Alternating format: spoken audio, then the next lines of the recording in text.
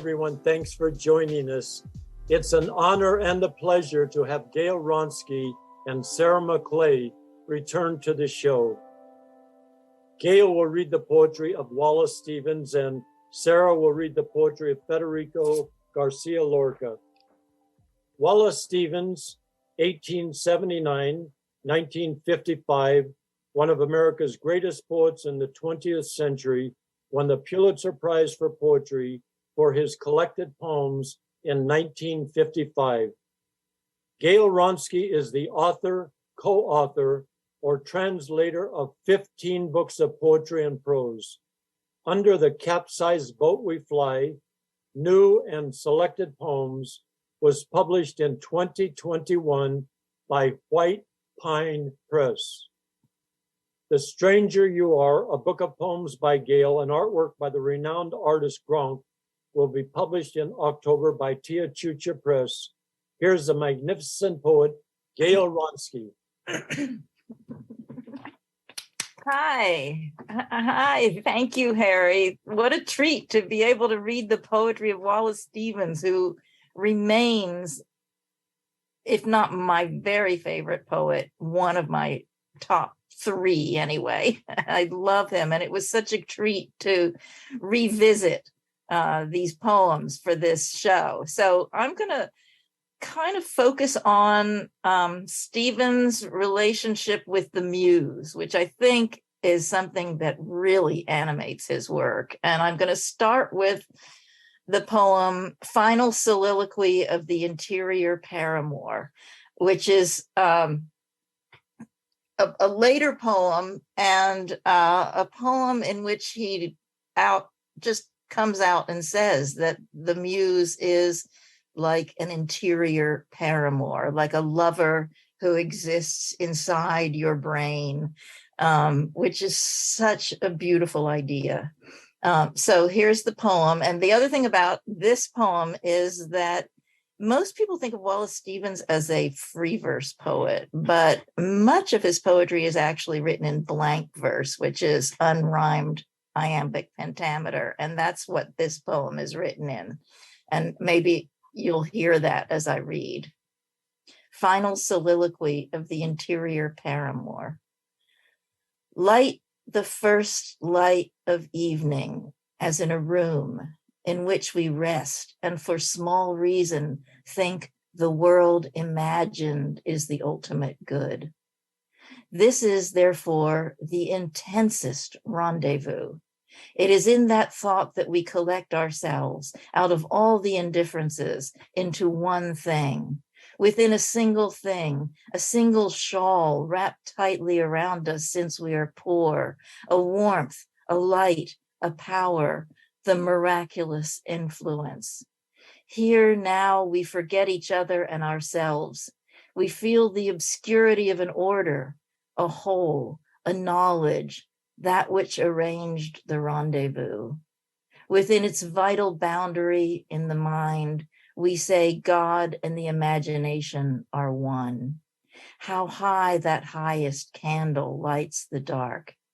Out of this same light, out of the central mind, we make a dwelling in the evening air in which being there together is enough. Just such a wonderful poem. And I love the line, the world imagined is the ultimate good. I mean, in another poem later, you're gonna hear him saying that the imagination is God. And that's really what Wallace Stevens is about. Excuse me. Here's a slightly different view of the muse, but still like a goddess and an interior figure. This is the paltry nude starts on a spring voyage. But not on a shell she starts, archaic for the sea, but on the first found weed she scuds the glitters noiselessly like one more wave. She too is discontent and would have purple stuff upon her arms, tired of the salty harbors, eager for the brine and bellowing of the high interiors of the sea. The wind speeds her on, blowing upon her hands and watery back. She touches the clouds where she goes in the circle of her traverse of the sea. Yet this is meager play in the scurry and watershine as her heels foam, not as when the goldener nude of a later day will go, like the center of sea green pomp in an intenser calm, scullion of fate across the spick torrent ceaselessly upon her irretrievable way. So this muse was paltry. And some days you feel that way, right? Your muse just isn't quite up to snuff. And I think that's what that poem is talking about. Someday, in a later day, a goldener nude will come, maybe a better muse, or she'll, gain more confidence or more imagination, and she'll come again. Here's one of my favorite poems. Two figures in dense violet light. And this is a poem in which the poet and the muse have a rendezvous. And the first line of the second stanza, be the voice of night and Florida in my ear, right? It's a pretty famous line. And Florida for Wallace Stevens is not the place we think of, I think, where we think of banned books and all of that kind of political conservative stuff going on in Florida. But for Wallace Stevens, who never went to Europe, I mean, probably the most cosmopolitan poet of American letters, and he never even went to Europe. So Florida was where he took his vacations, his annual vacations, and he went to Key West. And so for Wallace Stevens, Florida is this romantic place with palm trees and moonlight, and it's that Florida which he's talking about. Okay, two figures in dense violet night. I had as lief be embraced by the porter of the hotel as to get no more from the moonlight than your moist hand. Be the voice of night and Florida in my ear. Use dusky words and dusky images. Darken your speech. Speak even as if I did not hear you speaking, but spoke for you perfectly in my thoughts, conceiving words as the night conceives the sea sounds in silence, and out of the droning sibilance makes a serenade. Say, puerile, that the buzzards crouch on the ridgepole and sleep with one eye watching the stars fall beyond Key West. Say that the palms are clear in the total blue, are clear and are obscure, that it is night, that the moon shines. And I love the conclusion of that poem because it's like what he wants from poetry is that just in some ways the simplest thing, say that it is night, that the moon shines, is what he wants his muse to tell him. Okay, now this is the longest poem I'm going to read, and it's one of his greatest hits, The Idea of Order at Key West. And the female figure in this poem is clearly the muse. And this is a poem in blank verse as well. And in the first line, she sang beyond the genius of the sea. I never knew what he was referring to there, except maybe that the sea itself is a genius. But I took a class from the poet Mark Strand once, and he said that the genius of the sea was Walt Whitman. I don't know whether he was joking or not, but it's kind of a great idea. The idea of order at Key West. And this is about the muse and about writing poetry. She sang beyond the genius of the sea.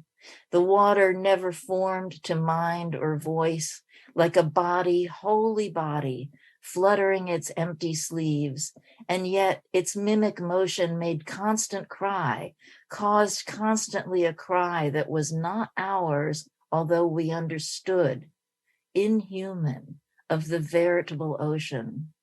The sea was not a mask, no more was she. The song and water were not medleyed sound, even if what she sang was what she heard, since what she sang was uttered word by word. It may be that in all her phrases stirred the grinding water and the grasping wind, but it was she and not the sea we heard.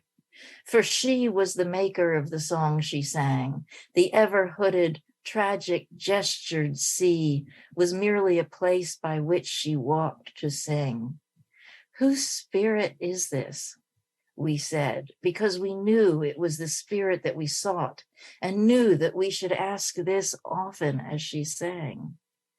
If it was only the dark voice of the sea that rose or even colored by many waves, if it was only the outer voice of sky and cloud, of the sunken coral water-walled, however clear, it would have been deep air, the heaving speech of air, a summer sound, repeated in a summer without end, and sound alone. But it was more than that. More even than her voice and ours. Among the meaningless plungings of water and the wind, theatrical distances, bronze shadows heaped on high horizons, mountainous atmospheres of sky and sea. It was her voice that made the sky acutest at its vanishing. That's such a great line, such a great image. She measured to the hour its solitude. She was the single artificer of the world in which she sang. And when she sang, the sea, whatever self it had, became the self that was her song, for she was the maker. Then we, as we beheld her striding there alone, knew that there never was a world for her except the one she sang and singing made. Ramon Fernandez, tell me if you know why, when the singing ended and we turned toward the town, tell why the glassy lights, the lights in the fishing boats at anchor there as the night descended, tilting in the air, mastered the night and portioned out the sea, fixing emblazoned zones and fiery poles, arranging, deepening, enchanting night. Oh, blessed rage for order, pale Ramon, the maker's rage to order words of the sea, words of the fragrant portals dimly starred, and of ourselves and of our origins in ghostlier demarcations, keener sounds. Those last three lines have served for me as the very definition of poetry for so many years. Words of the fragrant portals, dimly starred, and of ourselves and of our origins in ghostlier demarcations, keener sounds. Nailed it. Okay, and here are a couple sections from a long poem, The Man with the Blue Guitar. And the man with the blue guitar is the poet, of course. 1. The man bent over his guitar, a shearsman of sorts. The day was green. They said, "You have a blue guitar. You do not play things as they are." The man replied, "Things as they are changed upon the blue guitar." And they said then, "But play you must, a tune beyond us, yet ourselves, a tune upon the blue guitar of things exactly as they are." And here's the 5th section. Do not speak to us of the greatness of poetry, of the torches wisping in the underground, of the structure of vaults upon a point of light. There are no shadows in our sun. Day is desire and night is sleep. There are no shadows anywhere. The earth for us is flat and bare. There are no shadows. Poetry exceeding music, must take the place of empty heaven and its hymns. Ourselves in poetry must take their place, even in the chattering of your guitar. So, I mean, that line about exceeding music must take the place of empty heaven and its hymns is a theme that, if you know Stephen's work and you know the poem Sunday Morning, one of the big observations he makes and one of his ideas he's promoting and talking about there is that there is no heaven. You know, there is only poetry. Okay. Here's another image of the poet. Tea at the Palaz of Hoon. And this is in the first person voice of the poet. Not less because in purple I descended the western day through what you called the loneliest air. Not less was I myself. What was the ointment sprinkled on my beard? What were the hymns that buzzed beside my ears? What was the sea whose tide swept through me there? Out of my mind the golden ointment rained, and my ears made the blowing hymns they heard. I was myself the compass of that sea. I was the world in which I walked, and what I saw or heard or felt came not but from myself, and there I found myself more truly and more strange. Okay, do we have time for one more, Harry? Yes. Okay, and this is just a poem of mine that, not a poem of mine, a poem of Stephen's that is not that well known, but I absolutely love it. And it's about the coming on of art. It's called Piano Practice at the Academy of the Holy Angels. And it's about girls taking piano lessons. The time will come for these children, seated before their long black instruments, to strike the themes of love. All of them, darkened by time, moved by they know not what, amending the airs they play to fulfill themselves, seated before these shining forms like the duskiest glass, reflecting the piebald of roses or what you will. Blanche, the blonde, whose eyes are not wholly straight, in a room of lustres shed by turquoise falling, whose heart will murmur with the music that will be a voice for her, speaking the dreaded change of speech. And Rosa, the muslin dreamer of satin and cowrie kin, disdaining the empty keys. And the young Infanta Jocunda, who will arrange the roses and rearrange, letting the leaves lie on the water like lacquer.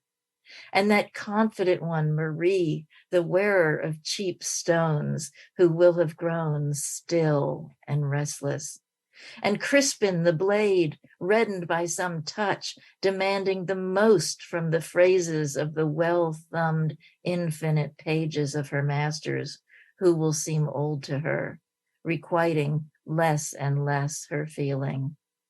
In the days when the mood of love will be swarming for solace and sink deeply into the thin stuff of being, and these long black instruments will be so little to them that will be needing so much, seeking so much in their music. I just love that poem. I always thought of myself as Marie, the wearer of cheap stones. Well, thank you very much, Gail. You gave such a lovely erudite reading. I feel like a school kid, listening to you. And thank you for educating us, along with giving us knowledge and pleasure. How do you, usually, okay, I sit here and I look out the window and I see orange grove, I see a jacaranda tree. How do you think Wallace Stevens, what does he see when he writes a poem? I mean, it's, there are things in the real world, but as you said earlier, imagination to him is God. How do you think, where does he locate his mind in the process of writing to, when I got into Stevens late, but how do you think he does that?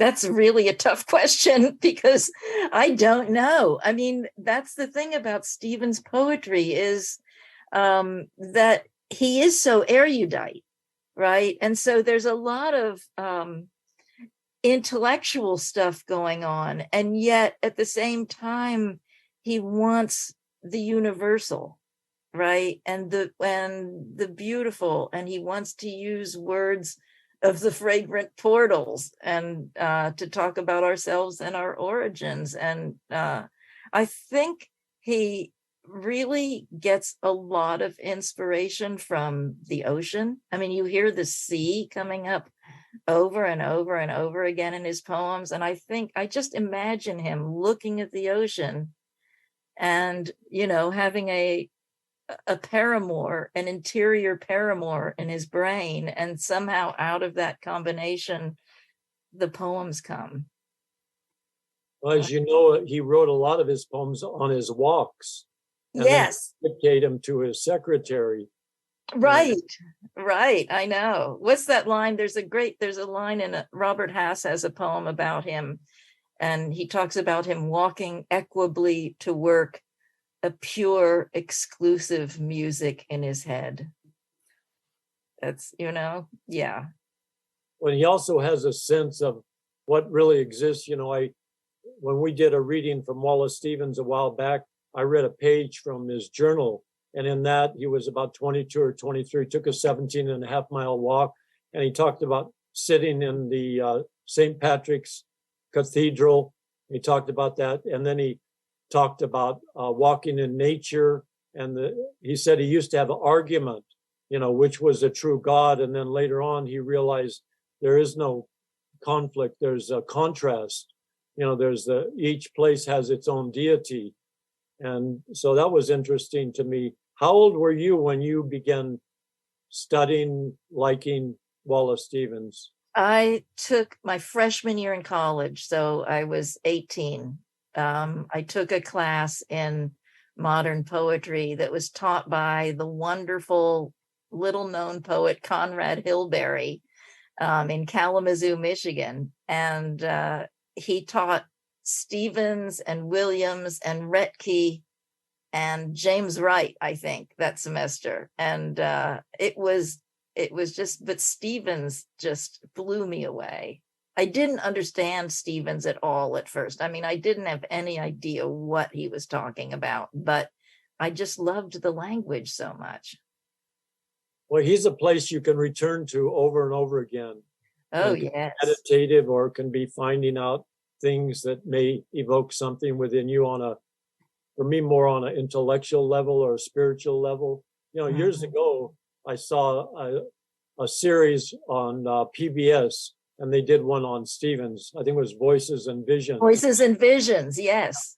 And I remember in that one, the two biggest surprises for me were, you know, the one on Emily Dickinson with her dashes, and also the one on Stevens, where the person talked about how what he saw externally in the weather, or you mentioned ocean, they were really, you know, like what do you call it, the correlative, you know, objective correlative for something going on inside himself, his emotions. And you know, he is such a fabulous writer, and you know, you're so fluent, you know, when you're reading. I remember the last time you read, I think it was the Duino Elegies, and Jennifer Clymer, who's not with us today, she said that your reading was just so musical, and how much she loved your reading. And I second that emotion, or that statement rather. But Sarah, we have a few more minutes before it's time to bring you on. What would you like to say about Wallace Stevens? Well, he's also one of my favorites. And for me, the magic beginning was at Oberlin when I was mainly when I was taking a modern American poetry course as a junior. And he's continued to just really, really get into me in so many ways. And this position that he has is kind of an American symbolist, really. He's somebody who's building on that tradition from Baudelaire and Mallarmé, you know, all those French guys. He and Eliot probably were two main, and Crane were the three main people that we know a lot about to do that. And, you know, and part of that being taking on the mantle of poetry as a way into and perhaps a substitute for what was feeling a little bit more, you know, shredded in terms of the reason people would go to religion existing there. I don't know. I just think it's beautiful. It was so great to hear you read, Gail. Thanks. And you know, I kept wanting to like jot down lines and either build them into a daily practice or use them as epigraphs. I just think he's brilliant. You know, me sitting here, I'm older than you two ladies, and I just know that you both teach at Loyola, and when I hear each one of you talk, I just realize how I don't know what the word it is, grateful I would imagine the students are to have you both as teachers. You both are so eloquent, and you're both such wonderful poets. And it's a real pleasure to have you both on the show. You know, for me, my late wife, Holly, always loved Wallace Stevens and Rilke. And then after she died, I would read her books and her notes on these poets. And then I got into Rilke and then into Wallace Stevens. And I still don't know much about them as much as I would like to, even though I read them, and I read a lot. You know, Harold Bloom, as you both probably know, you know, he said that the romantic trope began with Wordsworth, you know, that paragraph in the Prelude about the self-conscious being the development of the young poet's mind is the theme. And he said that's the beginning of the romantic trope, and it ends with, you know, Hart Crane and Wallace Stevens. He took it all that way. And so I love reading about Stevens. What else would you like to say, Gail? We have about 2 minutes left before Sarah, about Wallace Stevens that interests you. Well, I think that's absolutely right about him being a romantic. You know, I think he's definitely a romantic poet. I have one short poem I could read. Yeah, that would be great. Yep. This is called Blanche McCarthy, which is a pun on carte blanche, which I think is what you have as a poet. You have carte blanche. Look in the terrible mirror of the sky, and not in this dead glass which can reflect only the surfaces, the bending arm, the leaning shoulder, and the searching eye. Look in the terrible mirror of the sky. Oh, bend against the invisible and lean to symbols of descending night, and search the glare of revelations going by. Look in the terrible mirror of the sky, see how the absent moon waits in a glade of your dark self, and how the wings of the stars upward from unimagined coverts fly. I love that final image, the wings of the stars upward from unimagined coverts fly. Angelic. Yes, absolutely. Well, thank you once again, Gail. I just feel like so honored that you're here, and Sarah too. I love to keep learning. You know, one thing, I'm going to be 82 soon, and the one thing I like to do is keep learning. And I think all of us should keep learning. And, you know, who was it? Phil Whalen, he had a line, he said, live ignorance rots us worse than any grave. So I think it's important that we all keep learning. Our next poet is Sarah Maclay. The Spanish poet Federico Garcia Lorca was born in 1898 and died in 1936. Neruda, in his ode to Federico Garcia Lorca, wrote, quote, "What are verses for if not for the dew? What are verses for if not for that night in which a bitter dagger finds us out, for that day, for that dusk, for that broken corner where the beaten heart of man makes ready to die," end of quote. Poet Sarah Maclay's fifth full-length Nightfall Marginalia, What Books Press, is due in 2023. Her work has been lauded by a City of LA Individual Artist Fellowship, the Tampa Review Prize for Poetry, a Yaddo residency, a pushcart special mention, and appears in the Best American Erotic Poems. Book review editor for Poetry International for a decade. She teaches lit and creative writing at LMU. Here's a marvelous poet, Sarah Maclay.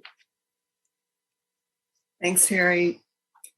It's so great to be here with you guys today. And Gail, I love that we're doing this again, this time with Stevenson and Lorca. I'm going to kind of weave in and out of reading Lorca and reading some of what he said about poetry, which I think is so inspiring and riveting, and I love going back to, and a few other things about my relationship to this work. Casita of the Lament. I have shut my balcony because I do not want to hear the weeping. But from behind the gray walls, nothing else is heard but the weeping. There are very few angels that sing. There are very few dogs that bark.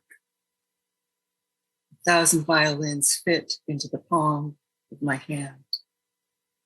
But the weeping is an immense dog. The weeping is an immense angel. The weeping is an immense violin. The tears muzzle the wind. Nothing else is heard but the weeping. This is the first poem of Federico Garcia Lorca. This one translated by Stephen Spender and J.L. Gili, that I ever heard. In high school, in Montana, in a creative writing class taught by Lynn Blumberg, in the voice of John Baez, who had recorded it, along with the poem I will close the reading with.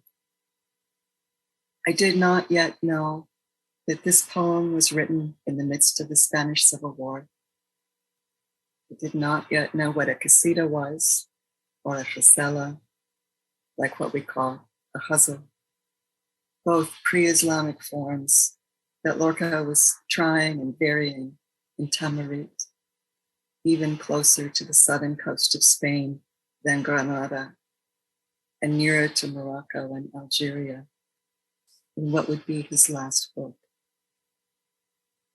I did not yet know of his friendship with Dali and how that furthered his embrace of the surreal, or that he would be killed by Franco's men, along with a bullfighter and 2 teachers, his body tossed in an unmarked grave never found.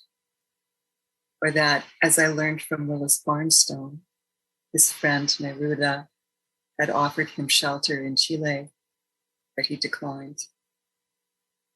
I did not yet know of his love for Cantejando, that deep song that sounds almost like a growl coming up from the body, or its relation to flamenco, or the story of the oldest woman in an Andalusian town who had won a flamenco contest, beating all the skilled young dancers with a single stomp, because for all its feisty intricacy, the thing most prized is beyond form. I did not yet know about the duende, but I felt it. The poem went right to my bones. It never left. Duende is hard to pin down. It was even for him, which is maybe part of the point. But he quoted Manuel Torres in trying to. All that has dark sounds has duende. This was in his lecture Theory and Play of the Duende, which he delivered in Buenos Aires in 1933. And he added, those dark sounds are the mystery, the roots that cling to the mire that we all know, that we all ignore. but from which comes the very substance of art. And the muse stirs the intellect, and intellect is often poetry's enemy. Angel and muse come from outside us. The angel brings light, the muse form, while the duende has to be roused from the furthest habitations of the blood. The true struggle is with the duende. And quoting an old guitar master, the duende is not in the throat. The duende surges up from the soles of the feet. He also said about poetry, it isn't meant to be understood, but to be received in a state of grace. No one should say this is clear because poetry is obscure. And no one should say this is obscure because poetry is clear. What we must do is search out poetry energetically and virtuously so that it will surrender to us. But we need to have forgotten poetry completely before it can fall naked into our arms. Anything is better than to remain seated in the window looking out on the same landscape. The light of any poet is contradiction. Poetry doesn't need skilled practitioners. She needs lovers. And she lays down brambles and shards of glass for the hands that search for her with love. That's from his essay, Imagination, Inspiration, and Evasion. Here's Kola Franzen's translation of The Guitar. The weeping of the guitar begins. The goblets of dawn are smashed. The weeping of the guitar begins. Useless to silence it. Impossible to silence it. It weeps monotonously as water weeps, as the wind weeps over snow fields. Impossible to silence it. It weeps for distant things. Hot southern sands yearning for white camellias. Weeps arrow without target, evening without morning, and the first dead bird on the branch. O guitar, heart mortally wounded by 5 swords. This is a poem a little bit longer. It's a poem partly in dialogue with figures near the edge of death, or perhaps one just beyond. And it's called Romanza Sonambulo, or Ballad of the Sleepwalker. And I'm going to be reading William Logan's translation. The first line, which echoes throughout the poem, is sometimes translated, green, I love you, green. I'm going to read his green, I want you, green. We think of green so much as a color of life, of nature, but imagine it along with moon and cold silver is a little closer to death. Green, how I want you, green, green wind, green branches, the ship out on the sea and the horse on the mountain. With the shade around her waist, she dreams on her balcony, green flesh, her hair green, with eyes of cold silver. Green, how I want you, green. Under the gypsy moon, all things are watching her, and she cannot see them. Green, how I want you, green. Big hoarfrost stars come with the fish of shadow that opens the road of dawn. The fig tree rubs its wind with the sandpaper of its branches. And the forest, cunning cat bristles its brittle fibers. But who will come, and from where? She is still on her balcony, green flesh, her hair green, dreaming in the bitter sea. My friend, I want to trade my horse for her house, my saddle for her mirror, my knife for her blanket. My friend, I come bleeding from the gates of copper. If it were possible, my boy, I'd help you fix that trade. But now I am not I, nor is my house now my house. My friend, I want to die decently in my bed of iron, if that's possible, with blankets of fine chambray. Don't you see the wound I have from my chest up to my throat? Your white shirt has grown thirsty dark brown roses. Your blood oozes and flees around the corners of your sash.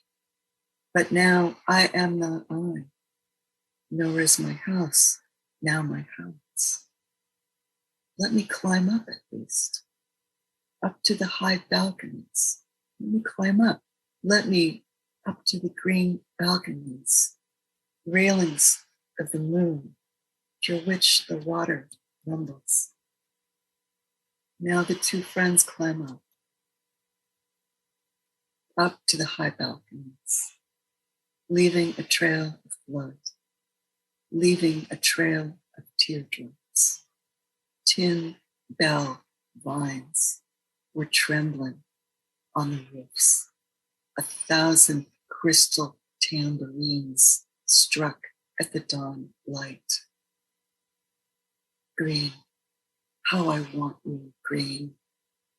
Green wind, green branches. The two friends climbed up. The stiff wind left in their mouths a strange taste of bile, of mint, and of basil. My friend, where is she? Tell me. Where is your bitter girl? How many times she waited for you? How many times would she wait for you? Cool face, black hair on this green balcony. Over the mouth of the cistern, the gypsy girl was swinging. Green flesh, her hair green, the eyes of cold silver. An icicle of moon holds her up above the water. The night became intimate, like a little plaza. Drunken Bardias Civiles were pounding at the door. Green, how I want you, green. Green wind, green branches, the ship out on the sea, and the horse on the mountain.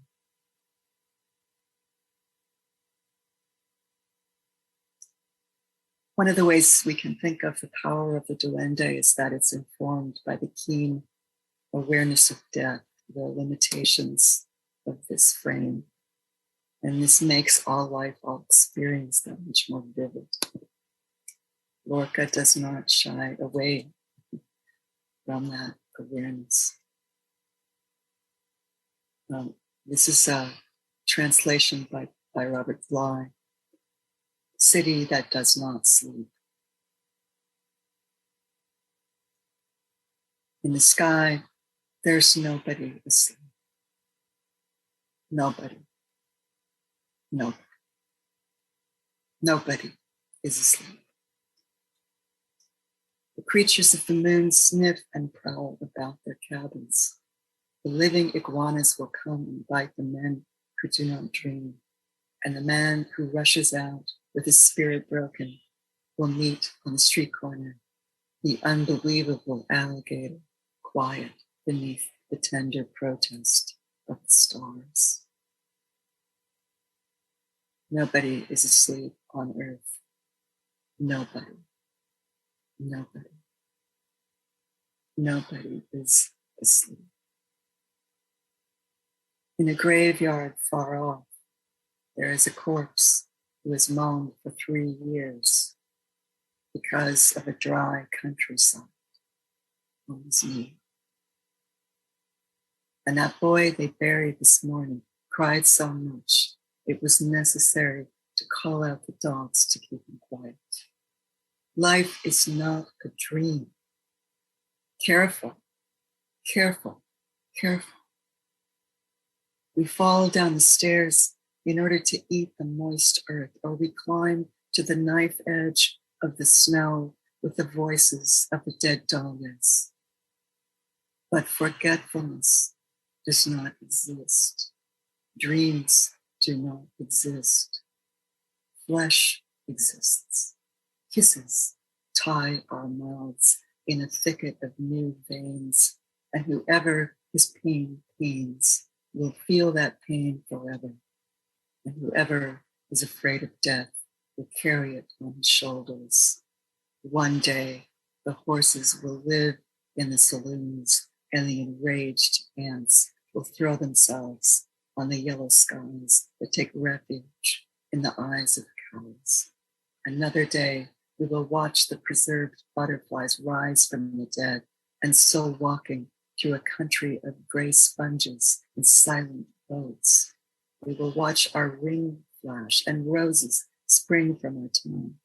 Careful, be careful, be careful. The men who still have marks of the claw and the thunderstorm, and that boy who cries because he has never heard of the invention of the bridge, or that dead man who possesses now only his head and a shoe. We must carry them to the wall where the iguanas and the snakes are waiting, where the bear's teeth are waiting, where the mummified hand of the boy is waiting, and the hair of the camel stands on end with a violent blue shudder. Nobody is sleeping in the sky. Nobody, nobody, nobody is sleeping. If someone does close his eyes, a whip, boys, a whip. Let there be a landscape of open eyes and bitter wounds on fire. No one is sleeping in this world. No one, no one. I have said it before. No one is sleeping. But if someone grows too much moss on his temples during the night, open the stage trap doors so he can see in the moonlight the lying goblets and the poison and the skull of the theaters. Going to finish with a cella of the dark death, and you'll hear a little bit of contradiction between this and the last poem. This translation is also by Stephen Spender and J.L. Julie. I want to sleep the dream of the apples, to withdraw from the tumult of cemeteries. I want to sleep the dream of that child who wanted to cut his heart on the high seas. I don't want to hear again that the dead do not lose their blood, that the putrid mouth goes on asking for water. I don't want to learn of the tortures of grass, nor of the moon with a serpent's mouth that labors before dawn. I want to sleep a while, a minute, a century. But all must know that I have not died, that there is a stable of gold in my lips, that I am the small friend of the west wind, that I am the immense shadow of my tears. Cover me at dawn with a veil, because dawn will throw fistfuls of ants at me, and wet with hard water my shoes, so that the pincers of scorpions slide. For I want to sleep the dream of the apples, to learn a lament that will cleanse me of the earth. For I want to live with that dark child who wanted to cut his heart on the white seas. Thank you, Sarah, for your sagacious, insightful, beautiful reading. I just, you have such a great sense of his strength of narrative and the blood running through his veins, and also the intimacy. As I remember reading about him years ago, his father was a farmer, a well-to-do farmer, and his mom was a school teacher, I believe. Yeah. And he was born in 1898. He died in 36, so he's either 37 or 38. And he wrote, I don't know how many books were published, maybe a dozen or so, 13 plays and maybe 9 books of poetry. But I like the way you understood not only he's an elegiac poet too, right? He's not only a sense of the duende, as you mentioned, but I like the way your sense of him, not only the life and death and love, but also the intimacy. You just read these poems with such a great intimacy.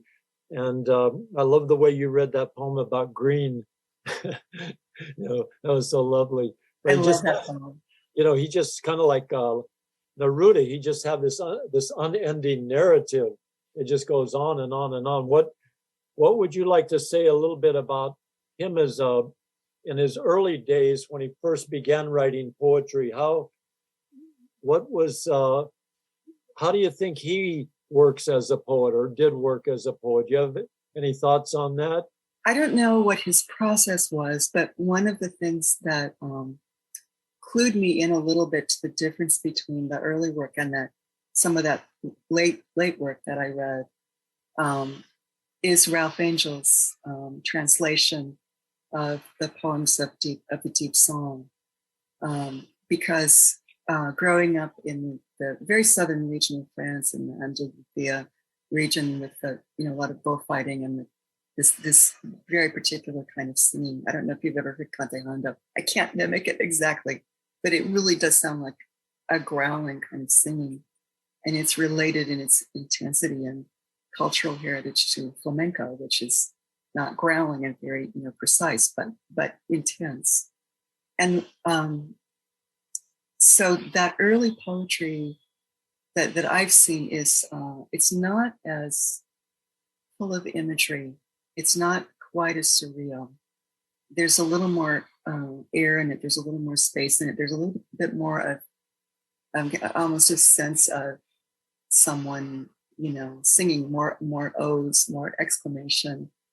A lot of the lines are shorter. It feels like it's relating to that impulse a lot to me. And one of the things that I had also heard about something that interested him that I think became more intense just before the Spanish Civil War started and into it, and probably was one of the reasons that Franco wasn't pleased with him, was he was very, very worried about how a lot of the folk traditions and a lot of the writing and songs around were going to be lost or destroyed or purged, in what was coming down the pike. So one of his efforts was to go out and try to find these things and preserve them. And I just find that really interesting and moving. And I don't know at what point in his life he met Salvador Dali. There's a saying or a phrase, something like I don't have this right, but the group of 27, I think it has to do with the year, I'm not sure. But he's also associated with Picasso and Miro, and it really, really gave him permission, I think, to move into the world of the surreal, and that place between the daily world and the interior world that we can't quite find is kind of like an inner hypnagogic space, So, and I love the way that, I love dream poems, and I love working with the surreal. So maybe it was lucky that I found out about those first. You know, and he was also gay, and that might have also been something that rubbed Franco the wrong way. Don't know how many of those factors came out. That's not a great answer, but you know, it's a little bit more of what I have heard about him. Gail, we have a few minutes left. What would you like to add to the conversation about the poems and or Lorca's life that Sarah read? Well, I thought it was a great reading, first of all. I really loved the combination of your voice and those poems. I thought that was amazing. And showed me something about the poems. One thing that I want to add to the conversation about Duende is what Mariano Zarro told me about it. Being Spanish, the poet Mariano Zarro, I used the word around him once, and he pulled me aside later and said, you know, the other thing about Duende that American poets don't understand is that it's not simply about the dark sounds and the death sounds and the, you know, flamenco. It's also about the tear in the stocking of the flamenco dancer and the bit of mascara running down the face of the flamenco dancer. There's also something a little tawdry about it, or tattered, or not quite right about it, you know. And I'm still trying to figure out exactly what that means, but I love those images. And I think they do clarify in a way something about the Duende. Yeah. Right, because it's that's a way of, you know, tearing through the form, tearing through, you know, all of those skills into something else, going for it that intensely, right? Mm-hmm, mm-hmm. That these other things come up. Yeah, I love that. Yeah, that's cool. That, you know, that like it's like, you know, opening a window more, letting something in that's not supposed to be there. You know, it's a real pleasure for me sitting here in Woodland Hills and listening to you. It's like I'm in your classes at school, or, you know, two great poets talking about poets that they love, which I love, whom I love also. And, you know, I read one time years ago that Lorca had a premonition in a dream the night before he was killed. And so that's interesting too. Well, yeah. You know, it's time for us to move on. I know you ladies are always wonderful, and I just appreciate from the bottom of my heart and my mind how great and how graceful and knowledgeable both of you are. So this has been a real treat for me and for all the people who watch it. And so I want to thank you once again. And Gail, Wronsky, and Sarah Maclay, thank you very much. Thank you for the opportunity. It was really fun. It was really fun. And I loved, you know, listening to you, Gail, too, every moment along the way. It's just such a pleasure. Harry, great to... Thank you, Harry.